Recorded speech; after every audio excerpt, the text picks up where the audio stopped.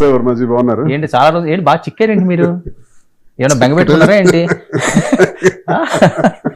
కాదు నిజంగా ఏంటి బాగా డల్ గా అనిపిస్తున్నారు? అసలు నేను చూసిన దువ్వాడ శ్రీనివాసు అది వేరు, గ్లో లేదు, డల్ అయింది. ఏమైనా బెంగ పెట్టుకున్నారా మాధురి గారు? కాదు, ఇద్దరం కలిసి ఉండేవాళ్ళం కదా. ఎక్కడికి వెళ్ళినా ఏం చేసినా 4 years నుంచి బిజినెస్ వ్యవహారాలు కానీ ఏవైనా ఇద్దరం కలిసే ప్రతి నిమిషం కూడా చేసేవాళ్ళం. బిగ్ బాస్ లోకి రమ్మని మాకు సీజన్ 9 స్టార్ట్ అవ్వక ముందు నుంచి ఆహ్వానం ఉంది. అది ఎప్పటి నుంచో ఉంది, కానీ ఈ వ్యాపారాలు, వ్యక్తిగత మనకున్నటువంటి పనులు ఈ కారణంగా రాలేమని చెప్పేసాం. సో సీజన్ స్టార్ట్ అయిపోయింది, ముందే వచ్చింది. మీరిద్దరు వెళ్తారనేది వినిపించింది. ఎలా వెళ్తాం? మన బిజినెస్ మనకున్నాయి కదా. మనం వచ్చింది బిగ్ బాస్ లోకి వెళ్ళటానికి కాదు కదా.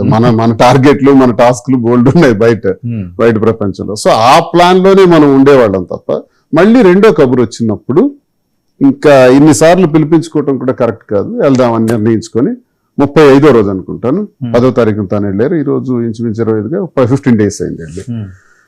అప్పుడు పంపించాం.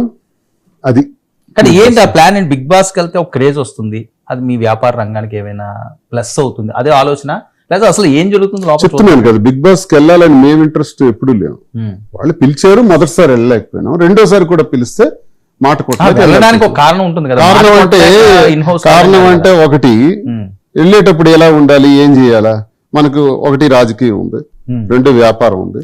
ఈ 2 రంగాలకు కూడా అది కొంత యాడెడ్ స్ట్రెంగ్త్ అయ్యేటట్టు మనకు ఉపయోగపడేటట్టు ఇప్పుడు ఏదైతే మనం పనులు, హెల్ప్లు, సహాయ సహకారాలు అందించుకుని వెళ్తున్నామో ఆ సహకారాలు మరింత పెంపొందించుకుని ముందుకు అడుగు వేసే విధంగా మనకు ఉపయోగపడుతుందేమో అనే దీంతో వెళ్ళాం తప్ప అందులో మాస్కులు తొడుక్కోవటానికి, బాంధవ్యాలు పెట్టుకోవటానికి